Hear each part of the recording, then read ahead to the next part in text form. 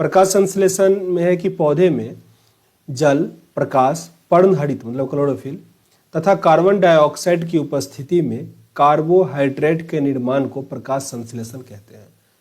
पौधे में कार्बोहाइड्रेट का जो निर्माण होता है जिस प्रोसेस के थ्रू, उसे ही हम प्रकाश संश्लेषण कहते हैं।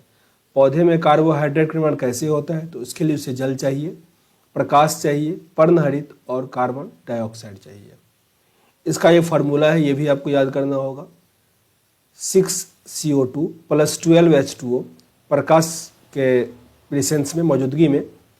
ग्लूकोज का फार्मूला होता है C6H12O6, जल 6H2O और 6O2। ये थोड़ा इक्वेशन याद रखना इंपॉर्टेंट है। ग्लूकोज का तो सेपरेटली याद रखो, प्रश्न पूछ देगा इसमें से ग्लूकोज का फार्मूला क्या है। तो C6H12O6, C6H12O6 नहीं भूलिएगा, काफ़ी इंपॉर्टेंट है ये। प्रकाश संश्लेषण के लिए आवश्यक है क्या सब? तो कार्बन डाइऑक्साइड, पानी, क्लोरोफिल और सूर्य का प्रकाश। कार्बन डाइऑक्साइड, पानी, क्लोरोफिल और सूर्य का प्रकाश। स्थलीय पौधे वायुमंडल में कार्बन डाइऑक्साइड लेते हैं, जबकि जलीय पौधे जल में घुली हुई कार्बन डाइऑक्साइड लेता है। क्लियर है? जो स्थलीय पौधे होता है, जो लैंड पे प्लांट उगता है, वो क्या करेगा? वायुमंडल से कार्बन डाइऑक्साइड ले लेता है और मीन्स सांस लेने के लिए ऑक्सीजन भी वो वायुमंडल से ही लेगा। जबकि जलीय पौधे जो होता है वो जल में जो घुला हुआ कार्बन डाइऑक्साइड होता है उसको लेता है। जल में जो पौधा होगा उसको हाइड्रोफाइट कहा जाता है। पौधे की कोशिकाओं की जलशिरा से परासरण द्वारा एवं CO2 यानी कार्बन डाइऑक्साइड वायुमंडल से विसरण द्वारा जाता है। फिर से रिपीट कर लो। पत्ती की कोशिका में जो जल होता है वो शिरा से परासरण के द्वारा मतलब ऑस्मोसिस प्रोसेस यहाँ काम करता है, लेकिन कार्बन डाइऑक्साइड जो वायुमंडल से लेता है वहाँ पे डिफ्यूजन काम करता है, विसरण के प्रोसेस से वो लेता है। तो ये ऑस्मोसिस और डिफ्यूजन थोड़ा याद रखिएगा। जल के लिए ऑस्मोसिस और कार्बन डाइऑक्साइड या गैस के लिए डिफ्यूजन याद रखिएगा। प्रकाश संश्लेषण के लिए एक आवश्यक जल पौधे की जड़ों के द्वारा अवशोषित किया जाता है एवं प्रकाश संश्लेषण के दौरान निकलने वाला ऑक्सीजन इसी जल के अपघटन से प्राप्त होता है। यहाँ से एक प्रश्न और आ जाता है कि प्लांट जो ऑक्सीजन छोड़ता है तो वो ऑक्सीजन प्लांट को आता कहाँ से है? तो प्लांट जो भोजन बनाने के दौरान जल लेता है उसी में से वो ऑक्सीजन क्या करता है? निष्कासित करता है। क्लोरोफिल पत्तियों में हरे रंग का वर्णक है। क्लोरोफिल या पर्णहरित जिसको कहते हैं वो हरे रंग क्यों होता है पत्ता का कलर? तो क्लोरोफिल के कारण। प्रश्न आपसे ऐसे ही आएगा। इसके 4 घटक होते हैं, chlorophyll A, chlorophyll B, carotene और जेथोफिल। इसमें से क्लोरोफिल ए और बी हरे रंग का होता है। क्लोरोफिल ए और क्लोरोफिल बी क्या होता है? हरे रंग का होता है और ऊर्जा स्थानांतरित करता है। यह प्रकाश संश्लेषण का केंद्र होता है। क्लोरोफिल के केंद्र में मैग्नीशियम का एक परमाणु होता है, काफी इंपॉर्टेंट है। प्रश्न आपसे दे देगा कि पौधे के पत्ती में होता है, दे देगा आयरन, मैग्नीशियम, एल्यूमिनियम, सिलिकॉन, ऐसा दे देगा।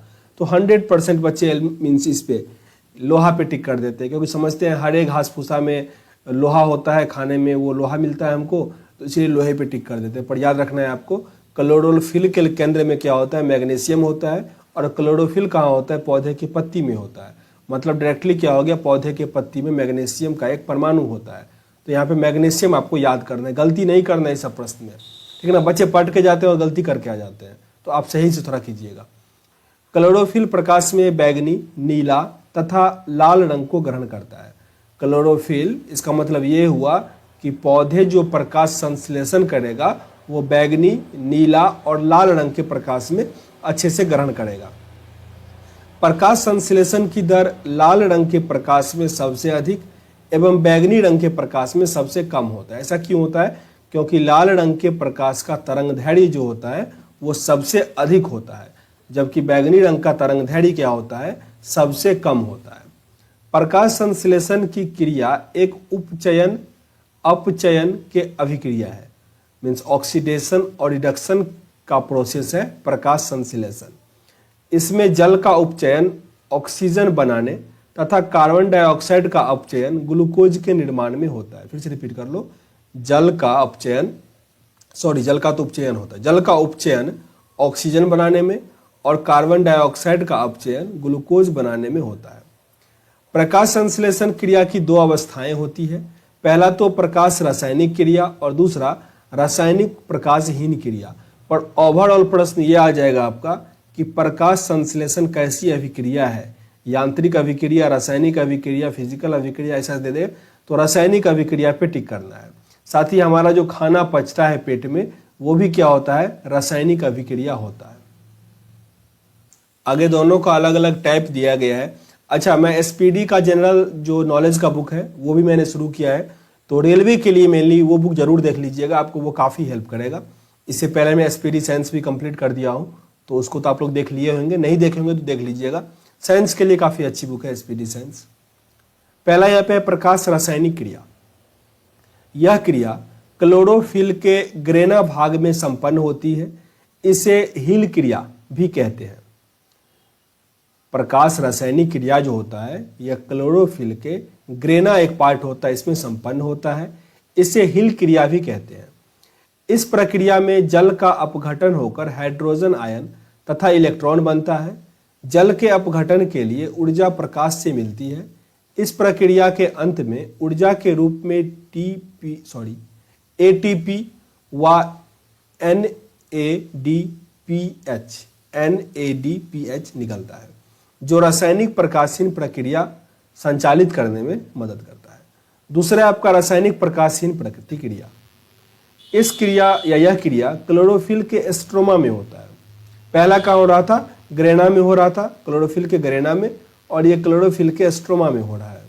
इस क्रिया में कार्बन डाइऑक्साइड का अपचयन होकर ग्लूकोज बनाता है। ग्लूकोज का यहाँ पे शर्करा और स्टार्च लिख दिया गया है, तो वही कार्बन डाइऑक्साइड का अपचयन होकर क्या बनाता है, ग्लूकोज बनाता है।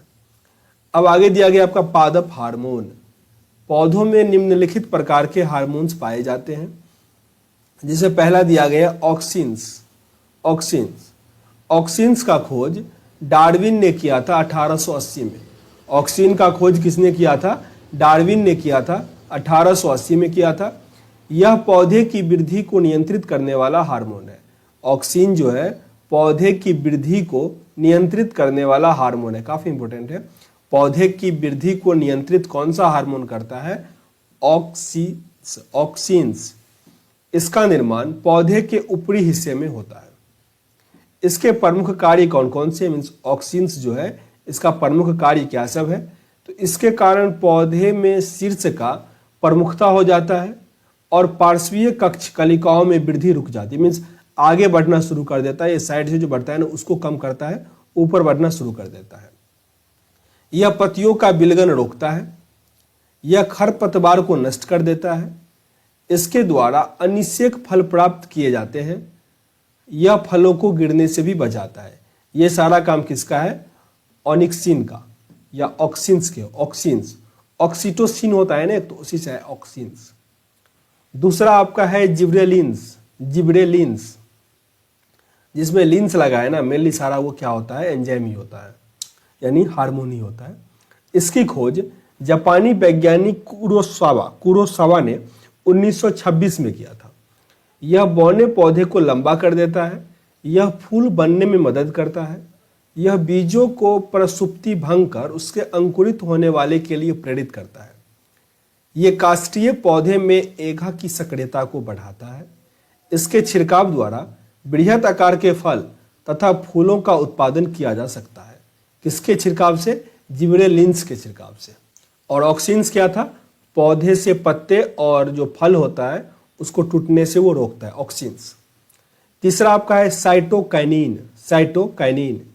इसका खोज मिलर ने 1955 ईस्वी में किया, परंतु इसका नामकरण लिथाम ने किया। यह प्राकृतिक रूप से ऑक्सिन्स के साथ मिलकर काम करता है।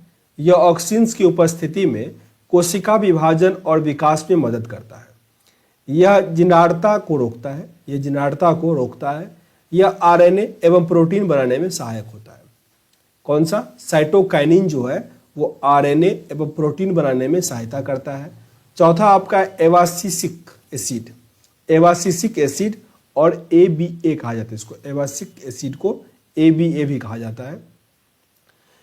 इस हार्मोन की खोज सबसे पहले 1961 से 65 में कार्ल्स एंड एडिकोट के बाद वेरिंग ने किया। यह वृद्धि रोधक हार्मोन है। यह बीजों को सुषुप्तावस्था में रखता है। यह पत्तियों के विलंगन मतलब क्या सरना, ठीक ना, में मुख्य भूमिका निभाता है। यह पुष्पन में बाधक होता है, मीन्स पुष्प ना हो पौधे में उसको रोकता है। तो ये हो गया एवासिसिक एसिड। ये अगर अधिक होगा तो वो क्या करेगा, हार्म करता है पौधे में। एथिलीन, ये पता होगा कि मीन्स पौधे की वृद्धि फल को पकाने में इस समय हेल्प करता है एथिलीन। यह एकमात्र ऐसा हार्मोन है जो गैसीय रूप में पाया जाता है। हार्मोन के रूप में इसे बर्ग ने 1962 में प्रमाणित किया था या खोजा था। यह फल को पकाने व मादा पुष्पों की संख्या में वृद्धि करता है। यह पत्तियों, पुष्पों और फलों के विलंगन को प्रेरित करता है, मीन्स नया पौधा पत्ता से उसमें आएगा, वो है आपका एथिलीन। इसका नाम नहीं भूलिएगा, काफी इंपॉर्टेंट है। ये गैसीय रूप में पाया जाता है। छठा दिया गया फ्लोरीजेंस। फ्लोरीजेंस ये पत्ती में बनते हैं लेकिन फूलों के खिलने में मदद करता है, इसीलिए इसे फूल खिलाने वाला हार्मोन भी कहा जाता है। फूल खिलाने वाला हार्मोन। ट्रोमेंटीन, यह एक प्रकार का डाइकार्बोक्सिलिक एसिड है। डाइकार्बोक्सिलिक एसिड है कौन सा, ट्रोमेटीन। इसका निर्माण घायल कोशिका में होता है। इसमें पौधे का जख्म भर जाता है। अब आगे दिया गया है पादप रोग, प्लांट डिजीज, जिसमें पहला आपका विषाणु जनित रोग। तंबाकू का मोज़ेक रोग। इस रोग में पत्तियां सिकुड़ जाती है तथा छोटी हो जाती है।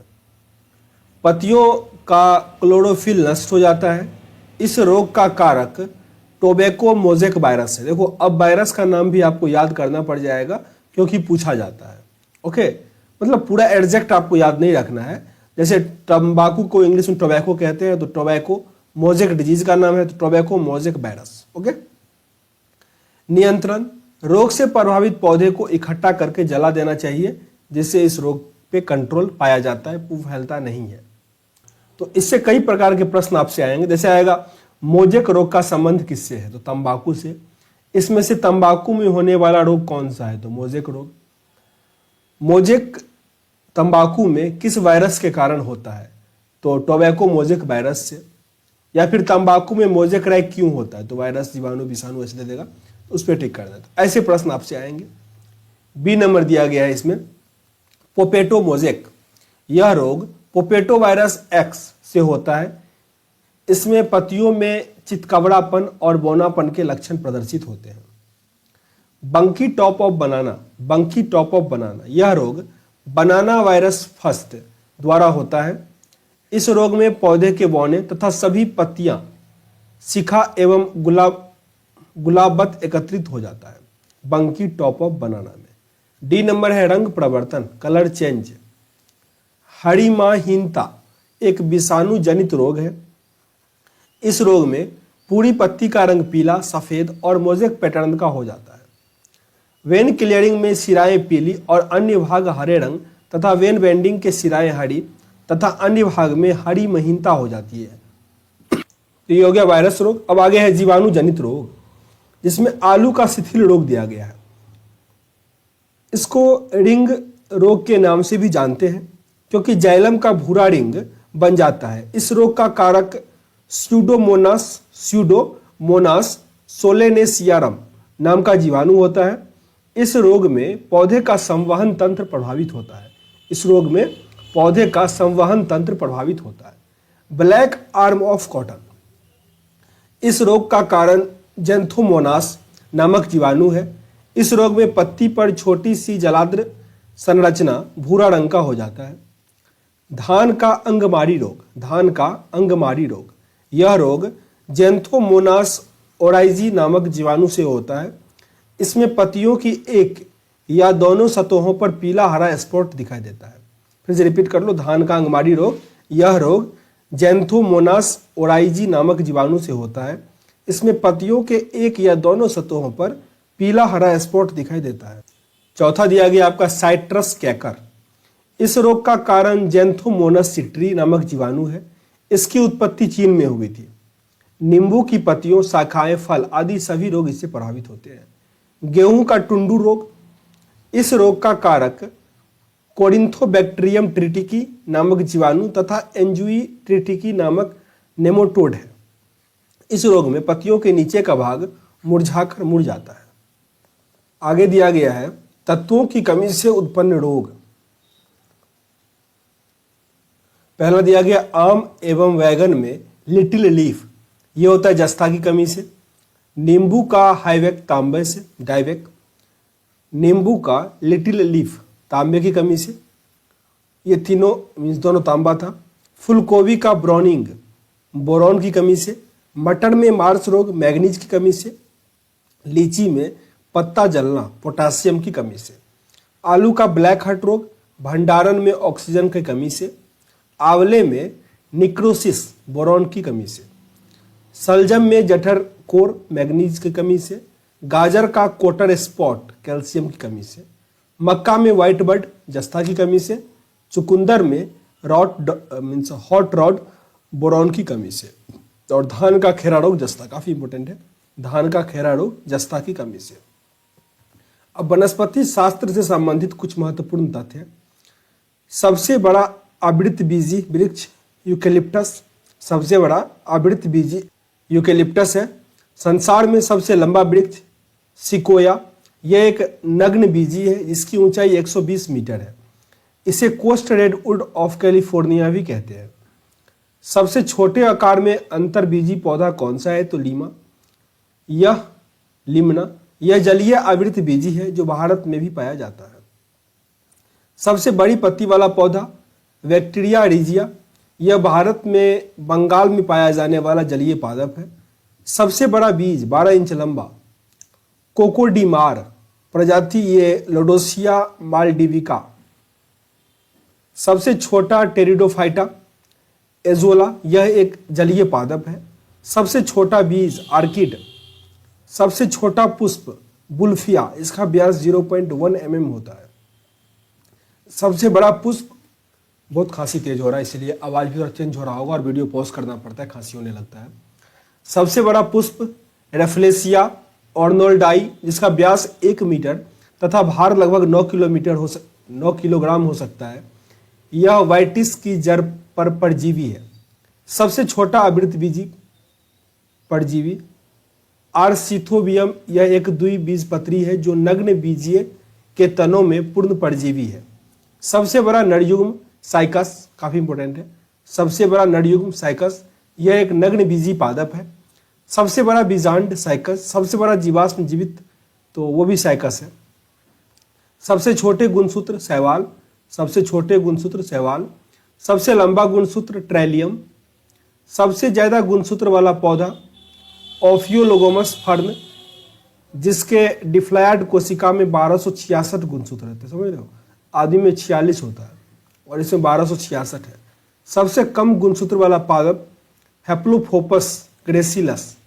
सबसे छोटा नग्नजीवी पादप जेमिया पिग्मिया। सबसे भारी कास्ट वाला पौधा हार्डबीचिया बाइनेका, हार्डबीचिया बाइनेका। सबसे हल्की कास्ट वाला पौधा ओक्रोमा लोगोपस। सबसे छोटी कोशिका माइकोप्लाज्मा गोलीसेप्टिकम। टेनिस गेंद जैसा फल कैंथ। जंगल की आग ढाक। कॉफी देने वाला पौधा कोफिया ओरेबिका, जिसमें कैफीन होता है। कोको देने वाला पौधा थियोब्रोमा केको, इसमें थिलोब्रोमीन व कैफीन होता है। अफीम देने वाला पौधा पोपी पेपावर सेमेनिडम, इसमें मोपीन होता है। आगे कुछ इंस्पेक्ट दिया गया है। लौंग फूल की कली से प्राप्त होता है।